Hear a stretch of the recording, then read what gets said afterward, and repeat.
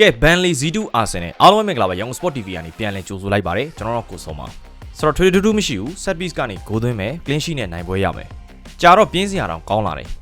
Arsenal clean sheet ရတာတက်ပေးကိုရတာကမှပိုထူးခြားတဲ့သတင်းအဖြစ်ရှိနေအောင်ပါမနေ့ညကလည်း Burnley ကိုပထမပိုင်းကသွင်းကုန်2ဂိုးနဲ့အတူတတ်တအနိုင်ယူသွားနိုင်ခဲ့ပါတယ်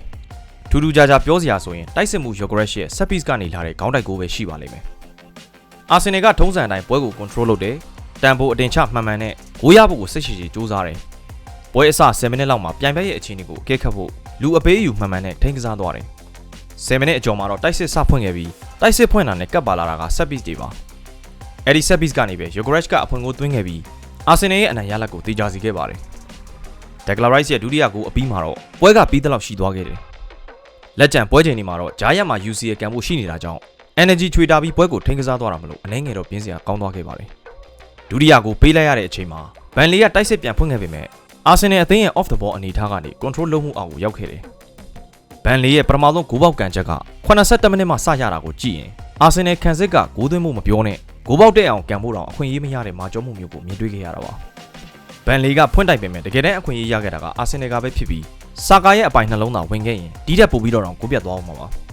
။ဒီနေ့ပွဲမှာ Yokeresh ရဲ့အရေးပါမှုကိုတော်တော်လေးမြင်တွေ့ခဲ့ရတယ်။ပထမပိုင်းပွဲသိမ်းဝီစီမှုတ်ကန်ဒီမှာရခဲ့တဲ့ဥကောင်းတန်ရာကြောင့်သူ့ကိုကြိုတင်ကာကွယ်တဲ့အနေနဲ့ဒုတိယပိုင်းမှာလူစားလိုက်ခဲ့တာနှမျောစရာပါအသင်းကကစားအားချလိုက်တာလည်းပါပေမဲ့သူထွက်သွားတဲ့အချိန်အာဆင်နယ်တိုက်စစ်ကအနှဲငယ်ကျဆင်းသွားတာကိုမြင်ခဲ့ရပါတယ်ပုံမှန်ကစားသမား2ယောက်လောက်ကိုဆွဲခေါ်ပေးထားတာကြောင့်သူရှိနေရင်တောင်ပန်တွေကပိုလွတ်လွတ်လပ်လပ်ကစားနိုင်တာမျိုးဒါကြောင့်လည်းတဖြည်းဖြည်းအထိုင်ကျလာတဲ့ Yokeresh ကအသင်းရဲ့အဓိကကစားသမားတစ်ယောက်ဖြစ်မှန်းမသိဖြစ်လာခဲ့ပါတယ် Rice ကတော့ဒီနေ့ပွဲရဲ့အကောင်းဆုံးကစားသမားလို့ပြောရမယ်ခံစစ်အတွက် Tagger တွေနဲ့ clean sheet ရဖို့ကူပေးနိုင်ခဲ့တယ်လို့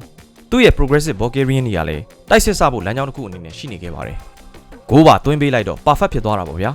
။ပွဲတိုင်းကို consistency ရှိရှိနဲ့ကစားပေးနေတာကြောင့်လေ Arsenal ကွင်းလယ်ကခံစစ်ရောတိုက်စစ်ကူနိုင်စွမ်းမှာပါအားရစရာကောင်းနေပါတယ်။သူ့ရဲ့ in swing corner တွေကတော့တခုတ်တရချီးကျူးဖို့တော့လိုမယ်မတင်ဘူး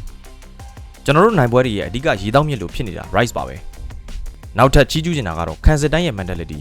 ။အနိုင်သေးကြနေတာတော့နောက်ဆုံးမိနစ်အထိဂိုးမပေးခြင်းနဲ့စိတ်တဲ့နဲ့ကြိုးစားအားထုတ်မှုက appreciate လုပ်ကိုလုပ်ရမှာပါ။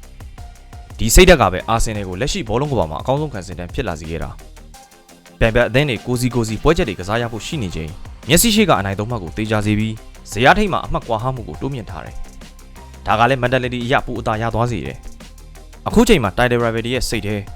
ငါတို့သာအမှားလုပ်တာနဲ့ champion ပြေးလန်းကနေပြတ်ကြံခဲ့တော့မှာပဲဆိုတဲ့ pressure ရှိနေမှာပါ။ဒါကြောင့်လည်းအသင်းငယ်လေးကိုနိုင်ခဲ့တာဆိုပေမဲ့ဒီသုံးမှတ်ကကျွန်တော်တို့အတွက်တော်တော်လေးအဖို့တန်ခဲ့ပါတယ်။အားလုံးပဲကျေးဇူးတင်ပါတယ်။နောက်ဗီဒီယိုမှာပြန်တွေ့ပါမယ်။